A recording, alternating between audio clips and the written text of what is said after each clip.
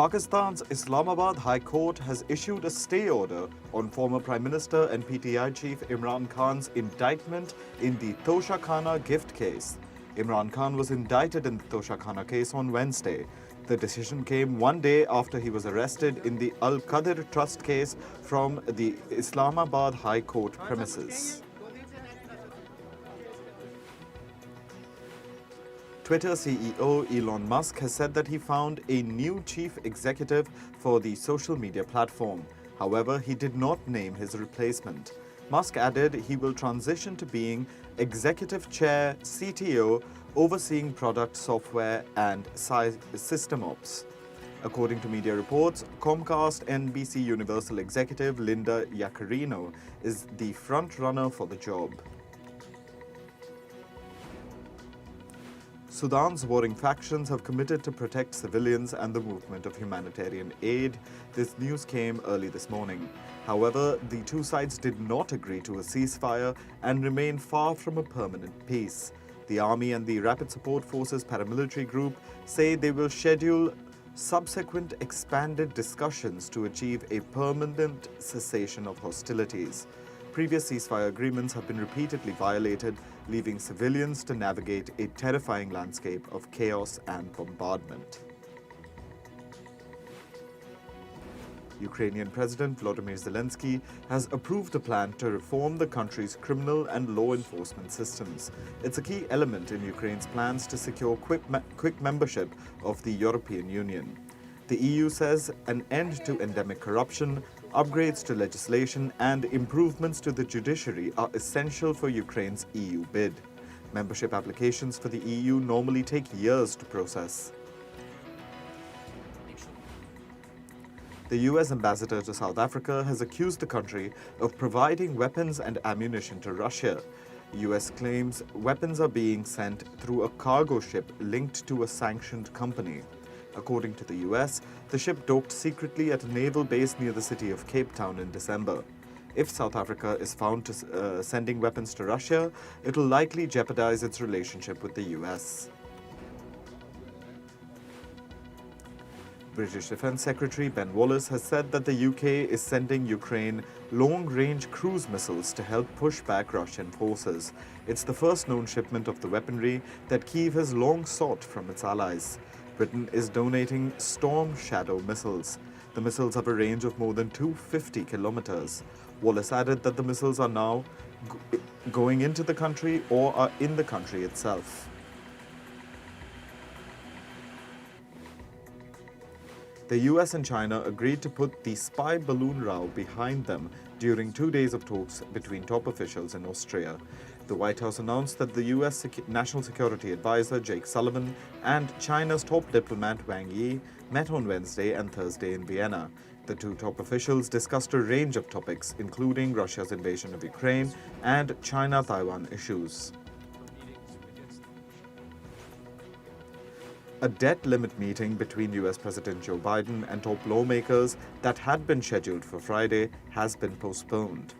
The meeting's focus was on raising the government's $31.4 trillion debt ceiling to avoid a catastrophic government default.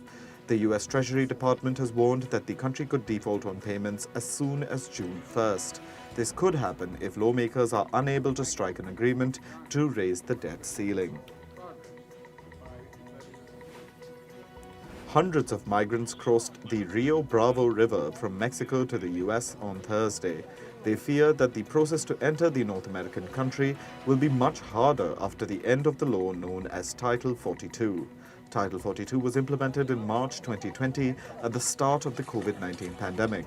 The policy has allowed US authorities to expel hundreds of thousands of migrants to Mexico without giving them the chance to seek asylum.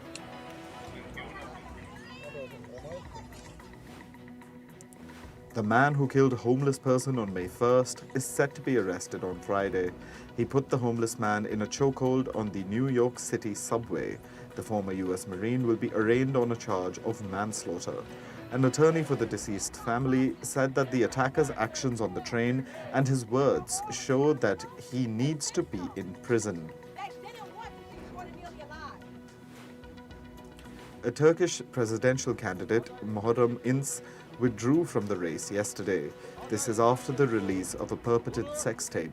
However, Ince has alleged that the sex tape circulating online is a deep fake using footage taken from a quote-unquote Israeli porn site. Ince contested and lost to Recep Tayyip Erdogan in the 2018 Turkish presidential election. Turkey is set to go to polls again this Sunday. A court in the Philippines has acquitted former Senator Leila de Lima. De Lima is facing a criminal charge alleging that she received money from drug dealers as a cabinet minister. Interestingly, she is one of the fiercest critics of ex-President Rodrigo Duterte. 63-year-old De Lima has been in detention for the past 6 years. However, she will not be released immediately because of another case pending in court. Thailand is headed for polls on Sunday. The May 14th poll is the first since youth-led masked pro-democracy protests in 2020. Some of those protesters are now contesting Sunday's election, vowing to enact change from within. The former protesters have promised a radical national reform agenda that threatens to shake up Thailand's conservative establishment. French President Emmanuel Macron met his UAE counterpart, Sheikh Mohammed bin Zayed Al Nahyan, on Thursday. It was at the Elysee Presidential Palace. The duo discussed preparations less than 7 months ahead of the COP28 climate conference. The conference will be held in Dubai. The leaders also spoke about the upcoming Paris summit for a new global financial pact. The summit is set to take place in the French capital in late June. Evacuations are on at a small mountainside village in Switzerland. A collapsing mountainside is threatening the village of Brienz. Authorities have ordered evacuations in the village with less than 100 people amid fear of a landslide. Swiss authorities report that climate change has put Switzerland at risk of increased natural disasters.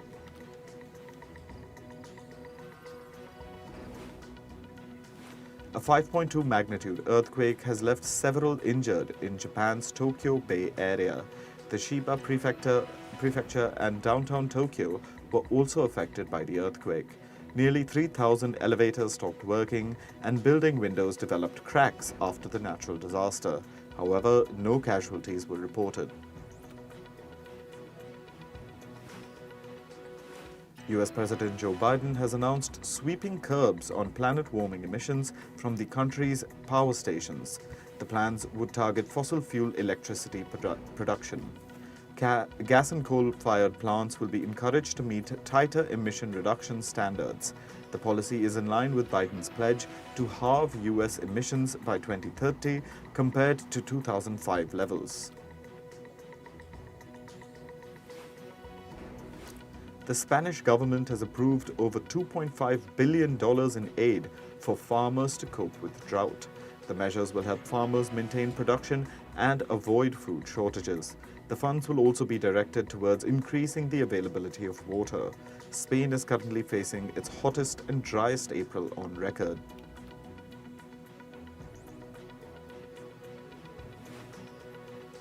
Floods and landslides in the eastern parts of the Democratic Republic of Congo have claimed 438 lives. Locals report that over 5,000 people remain missing. As per reports by the United Nations, over 3,000 houses have been affected in the flood-hit region.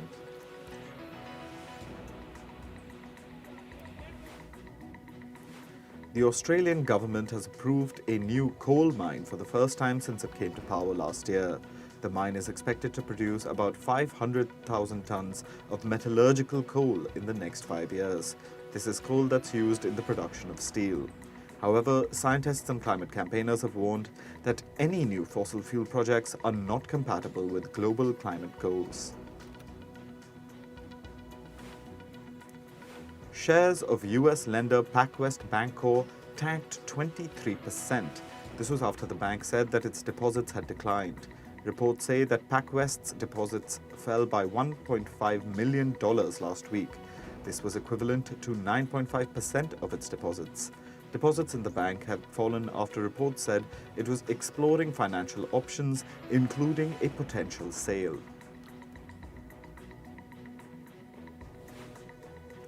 Ride-hailing firm Lyft is officially discontinuing shared rides. Lyft was the first to launch shared rides in 2014. Competitor Uber later followed with the introduction of Uber Pool. This marks CEO David Risher's latest change to Lyft's business strategy. In April, Risher had announced that he would cut the company's workforce by 26%. That was one of Risher's first moves after being appointed as the CEO. Uber-owned online grocer Cornershop will eliminate 11% of its workforce. This will affect about 250 employees in the company. Reports suggest that the majority of the job cuts are concentrated in the South American nation of Chile. Cornershop operates primarily in South America and Canada.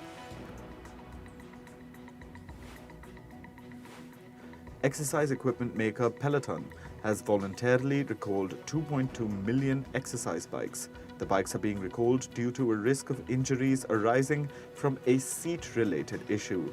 These bikes are reportedly one of the company's flagship products.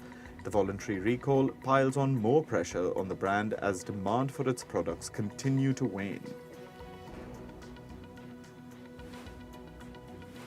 Swedish electric vehicle maker Polestar has lowered its production expectation for the year 2023. The company will also cut its headcount by 10%. The automaker has said that it now expects to produce between 60 to 70,000 cars. Earlier, it had predicted that it would produce 80,000 cars through 2023. This comes after the company delayed the production date for one of its vehicles. The production was reportedly delayed due to supply snags in the electric vehicle market. Cryptocurrency Bitcoin's value continues to fall. At one point on Friday, it touched a level that was its lowest in more than 6 weeks. The cryptocurrency fell as much as 1.6%.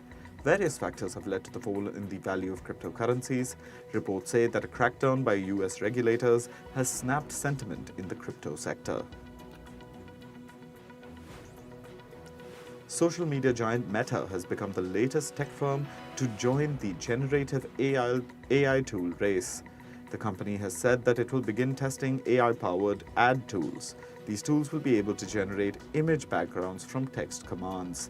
As per reports, the company will also invite a select group of advertisers to test the tools.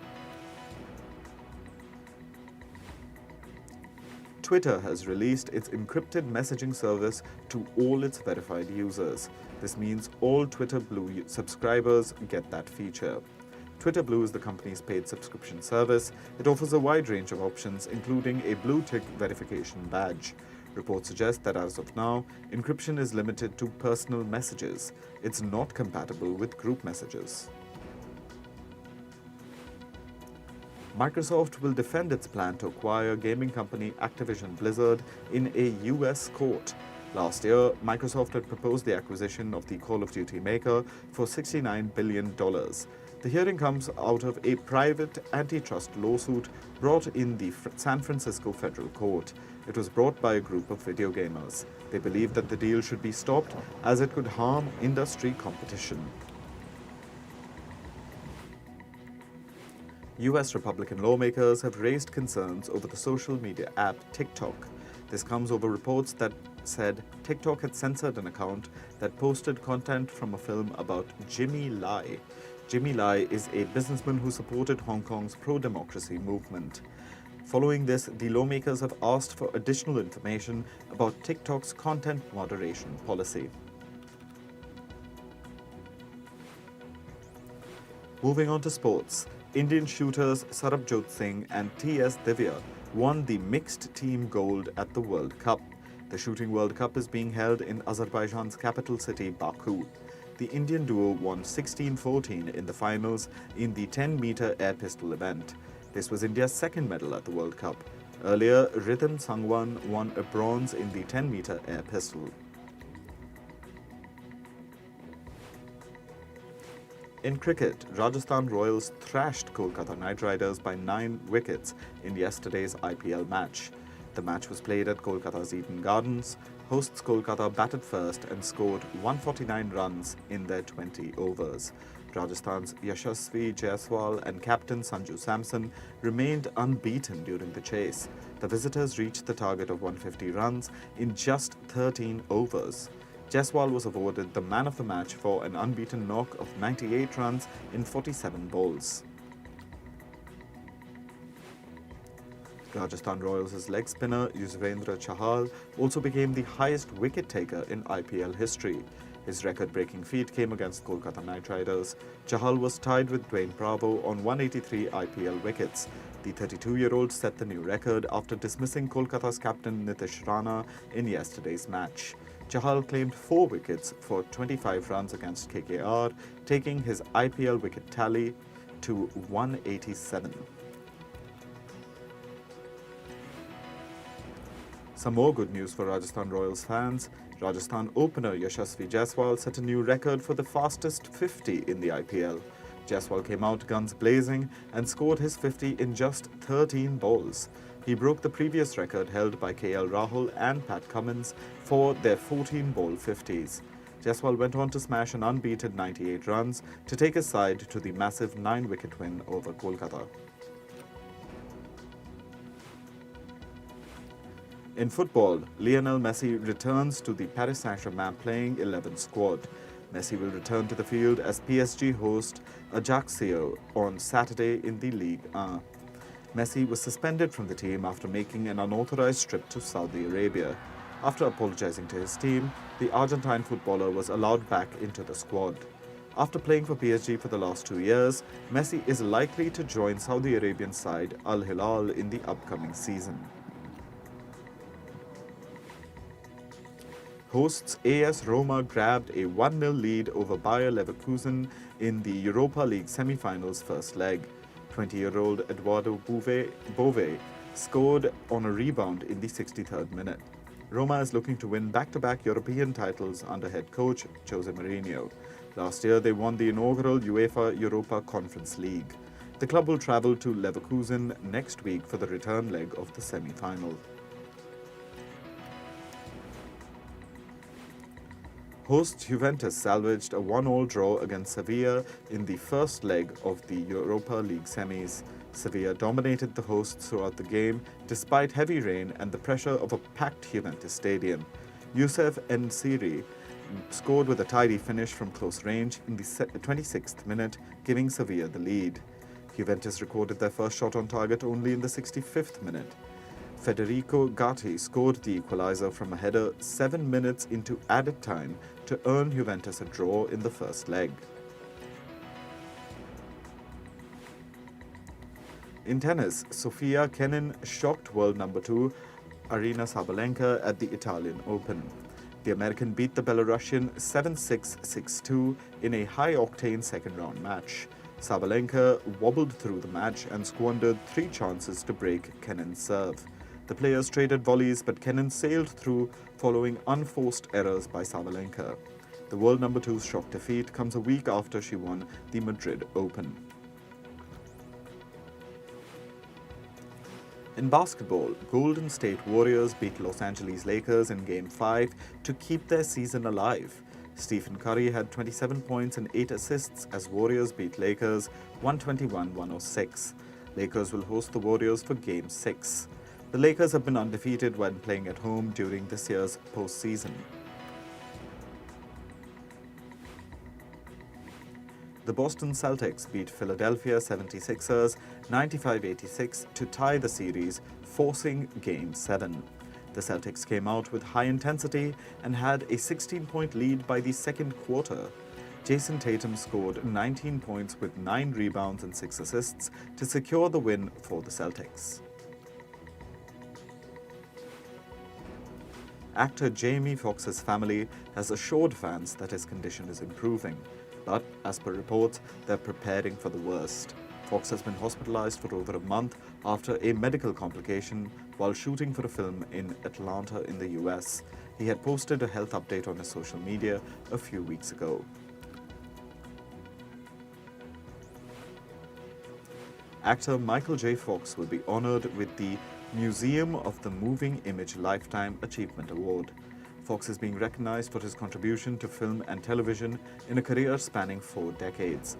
Fox's documentary tracing his career and battle with Parkinson's recently opened to a standing ovation at the Sundance Film Festival. The awards will take place in New York in June.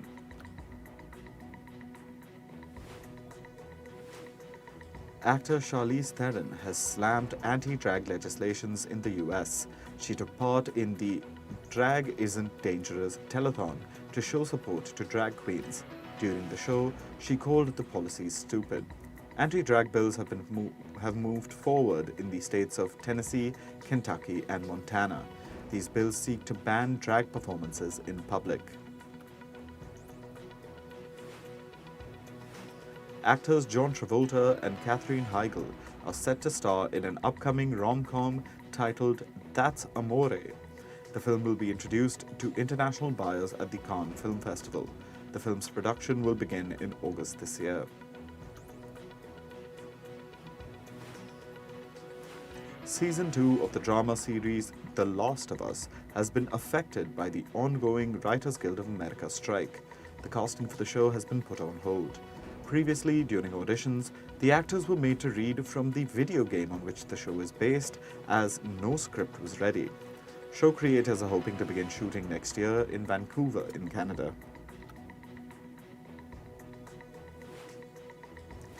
European writers have come out in support of the WGA strike.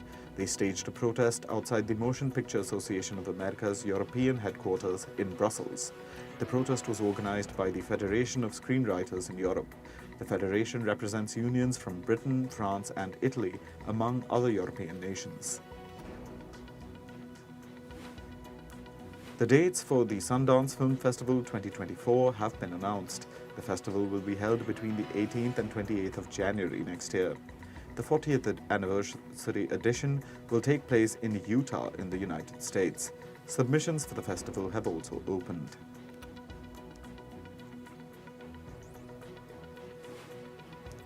The MTV Europe Music Awards will be held in Paris this year. This will mark the event's return to the French capital for the first time since 1995. The show will be broadcast live on MTV in over 150 countries on the 5th of November. The official episode titles and plot synopses for Season 6 of sci-fi series Black Mirror have been announced. The new season will feature 5 episodes with actors like Salma Hayek and Aaron Paul. Season 6 will premiere in June.